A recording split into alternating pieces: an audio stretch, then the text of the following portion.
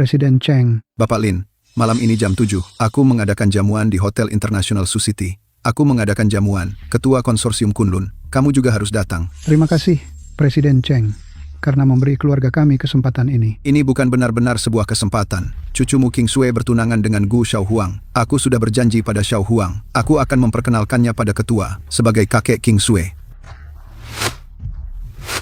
Kamu harus hadir. Jadi Presiden Cheng tidak tahu apa yang terjadi tadi malam. Gu Xiaohuang bisa mendekati ketua itu. Si Ye Bei itu benar-benar membuat masalah. Tidak, aku harus membuat King Sui memutus semua hubungan dengannya. Halo. Ye Bei, kan? Malam ini jam 6:30, temui aku di Hotel Internasional Susiti. Kamu harus datang. Ketua, berani sekali seorang kepala keluarga Lin memperlakukanmu dengan tidak hormat. Haruskah aku memberinya pelajaran? Karena kakek King Sui. Mudagu, meskipun selama bertahun-tahun ini, aku selalu menerima dukungan dan perhatian ketua, tapi datang ke sini tiba-tiba begini kurang pantas, kan? Dr. Jiang, seberapa baik ketua memperlakukanmu sepertinya hanya kamu yang tidak tahu. Alasan hari ini jamuan makan Kunlun diadakan di Pavilion Lingyun sepenuhnya karena kamu ada di sini. Bisa dibilang seluruh kamar dagang kota Suah, bukan? Seluruh kamar dagang Jiangnan dengan undangan, diundang, kamu, orang macam apa yang akan mengundangmu ke tempat eksklusif untuk para elit ini, Hotel Bintang 7, pengeluaran mewah di sini bisa orang sepertimu membayarnya? Kulihat setelan yang kamu pakai itu, setelan yang tampak mewah itu, juga bukan sesuatu yang bisa kamu beli, kan? Disewa, kan? Tuan Muda Gu benar. Beberapa orang, kamu tahu, sama sekali tidak punya keahlian nyata.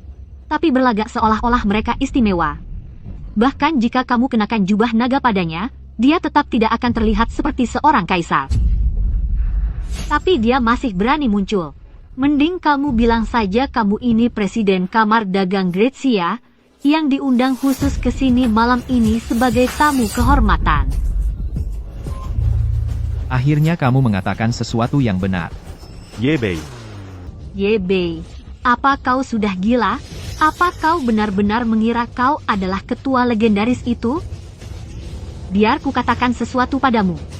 Ning Yue sudah berjanji pada Tuan Muda Gu untuk memberikan kata-kata baik di depan ketua. Dengan bantuan Ning Yue, Tuan Muda Gu ditakdirkan untuk naik ke puncak. Jika aku tidak salah, kau bilang bahwa satu kata dari Jiang Ningyue dan ketua grup Kunlun akan menganggapnya sebagai dekret kerajaan? Benar. Kau sama sekali tidak mengerti seberapa baik ketua legendaris itu memperlakukan putriku. Untuk Ning Yue, apa yang tidak akan dia lakukan? Ketua itu hanya sekadar membantu Tuan Muda Gu maju.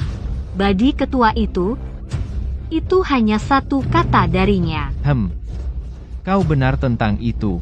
Itu benar-benar hanya satu kata. Hanya saja, apakah dia bahkan layak? Jam berapa kau pikir ini? Dan kau masih berani bicara besar? Ye Bei, lihat penthouse itu. Malam ini, ketua legendaris itu akan bertemu Bapak Cheng Wenhe di sana. Dan aku, sebagai tamu istimewa, akan mendapat kesempatan bertemu dengannya lebih awal. Pada saat itu, dengan Dr. Jiang dan dukungan kuat Bapak Cheng Wenhe, ketua itu juga akan membantuku naik ke puncak. Dan orang sepertimu tidak akan pernah mengerti kekuatan ketua legendaris itu. Kau tidak tahu apa yang terjadi sekarang. Kau tidak mengerti apa-apa di sini. Tapi kau mengoceh omong kosong. Berkelakuan seperti orang bodoh. Tidak heran Dr. Jiang memandang rendahmu, karena dibandingkan dengan ketua itu, kau bahkan bukan debu di bawah kakinya. Kamu nggak perlu terus-terusan nyebut-nyebut Kunlun Financial Group sama ketuanya di sini. Seberapa besar kekuatan mereka, aku lebih paham daripada kamu. Kalau kamu, Tuan Muda Gu, yakin banget kalau dengan gelar PhD ganda termuda dari Gretsia di pihakmu, Kunlun Financial Group bakal dukung kamu sepenuhnya. Izinkan aku kasih saran, kamu jangan terlalu berharap, kalau enggak, hasilnya bakal lebih dari yang bisa kamu tangani, guncangannya bakal terlalu berat, bisa-bisa kamu jadi kacau. Udah, Ye Bei, kamu dengar nggak omonganmu sendiri? Kamu tahu nggak betapa konyolnya semua ini buat aku? Pak Lin, lagi sibuk? Malam ini, aku mungkin harus ngurus sampah. Nanganin seseorang yang ganggu cucu perempuanku. Baik, urus sampai bersih. Pokoknya datang tepat waktu. Baru 7 tahun aja. Kok kamu bisa jadi kayak gini? Sombong banget.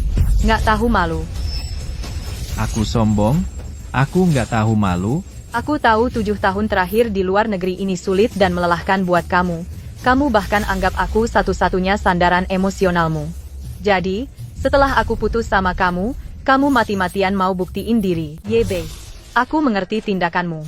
Tapi itu bukan alasan buatmu buat jadi begitu tak tahu malu, bermuka tebal dan sembrono. Lelaki sejati belajar dari rasa malunya dan berusaha memperbaiki diri. Bukan kayak kamu sekarang, nggak mau menghadapi kenyataan, nggak mau terima keadaan. Kamu pikir cuma dengan mulutmu, kamu bisa buktikan nilai dirimu, dan ambil kembali harga dirimu? Yang kamu lakukan cuma bikin aku semakin merendahkanmu. Nggak ada gunanya sama sekali. Belajar dari rasa malu dan berusaha memperbaiki diri, sampai hari ini, dari mana kamu dapat kepercayaan diri buat mikir kalau aku, Yebei, masih perlu membuktikan diri di hadapanmu buat ambil kembali harga diriku? Jiang Ningyue, jangan anggap dirimu hebat, di hadapanku, kamu bukan apa-apa. Teruslah bicara keras di sini. Apa itu akan mengubah sesuatu? Teruslah membual di sini. Apa itu akan bikin statusmu setinggi aku? Antara kita, sudah ada jurang pemisah. Seumur hidupmu, kamu ditakdirkan cuma bisa melihat punggungku. Ah, tidak. Mungkin kamu bahkan gak punya hak buat melihat punggungku. Jadi sekarang, tolong pergi dan jangan pernah muncul lagi di hadapanku. Bisa?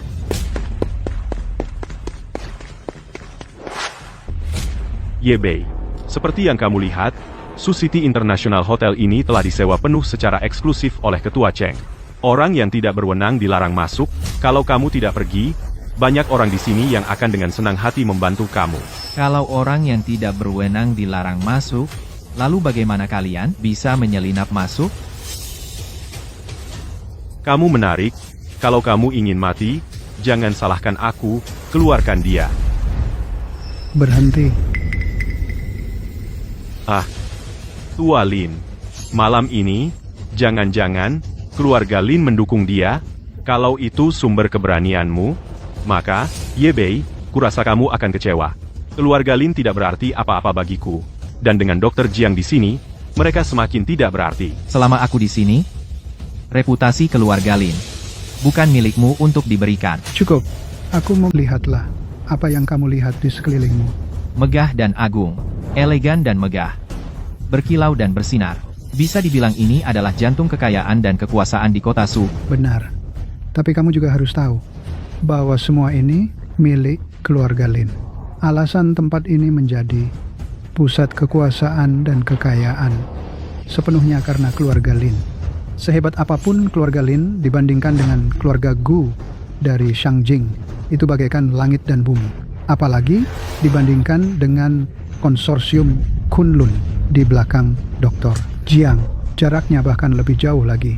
Dan kamu dibandingkan dengan semua ini, kamu itu apa? Jaraknya terlalu jauh. Bahkan tidak ada gunanya membandingkan. Sama sekali tidak ada dasar untuk membandingkan. Hampa. Aku tidak menyangka kamu masih punya sedikit kesadaran diri. Lalu, Omong kosong. Apa kamu bahkan tahu bagaimana menulis kata tidak tahu malu? masalah ini tidak ada hubungannya denganmu.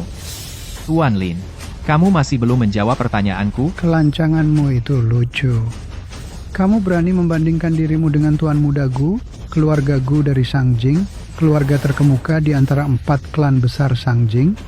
Xiao Huang adalah putra sulung keluarga Gu yang menonjol di antara generasi muda. Dia sangat berbakat, berwawasan luas dan bijaksana, dan bisa menangani tanggung jawab besar sendiri. Kedengarannya mengesankan. Yang lebih penting adalah dia dapat rekomendasi kuat dari Ketua Cheng, dan dia dibantu oleh Dr. Jiang. Malam ini, dia akan berkesempatan bertemu ketua legendaris grup Kunlun itu lebih cepat dari jadwal. Dan dia akan diberi posisi penting. Lumayan, menjanjikan. Bagi King Sui untuk menarik perhatiannya adalah suatu kehormatan baginya. Dan kehormatan bagi seluruh keluarga Lin kami. Hanya dengan bersama Tuan Muda Gu, dia bisa mencapai puncak tertinggi di Daxia. Dan mengangkat keluarga Lin kami ke langit dalam satu langkah. Itulah yang bisa Xiao Huang berikan padanya. Dan kau, semua ini. Jangan bilang dalam satu hidupmu, kau takkan bisa memberikannya padanya dalam 8 hidup sekalipun. Bagaimana kau bisa begitu yakin bahwa kekayaan dan status yang kau bicarakan adalah sesuatu yang tak bisa kuberikan pada King Sui? Kau beri? Mau memberi dengan cara apa? Dengan mulut besarmu itu? Sudah, Ye Bei. Berhenti membual di depanku. Orang lain mungkin tidak tahu, tapi aku tahu. Kau sudah jadi simpanan putriku selama 7 tahun, dan kau belum dapat satu bunga pun darinya. Masih saja kau bicara tentang memberi Lin King Sui kekayaan dan status. Hah, kau pikir kakek Lin percaya padamu? Apa dia bodoh? Ye Bei, kau bicara keras di depanku, aku masih akan kasih muka. Tapi di depan keluarga Lin, klan terhormat berabad-abad, apa gunanya bicara kerasmu? Kau jangan benar-benar berpikir surat nikah dengan Lin King Sui itu bisa menjaminmu hidup mewah selamanya. Kan? Kau jangan benar-benar berpikir hanya dengan kata-kata manis, kau bisa hidup numpang seumur hidup, ya? Kau sangat mengecewakan. Ye Bei, oh Ye Bei, aku tidak pernah memintamu untuk menjadi seperti ketua konsorsium Kunlun. Selama bertahun-tahun ini, aku hanya ingin kamu punya ambisi untuk mengikuti langkahku. Tapi kenapa kamu tidak tahu bagaimana caranya berusaha? Hanya tahu bagaimana caranya membual? Sekarang ketua yang asli sudah datang, bisakah kamu menghentikan aksimu yang tak tahu malu itu? Presiden Kamar Dagang Daxia memberi hormat kepada ketua. Presiden Cheng, kalau ada yang ingin dikatakan, katakan saja langsung. Oh,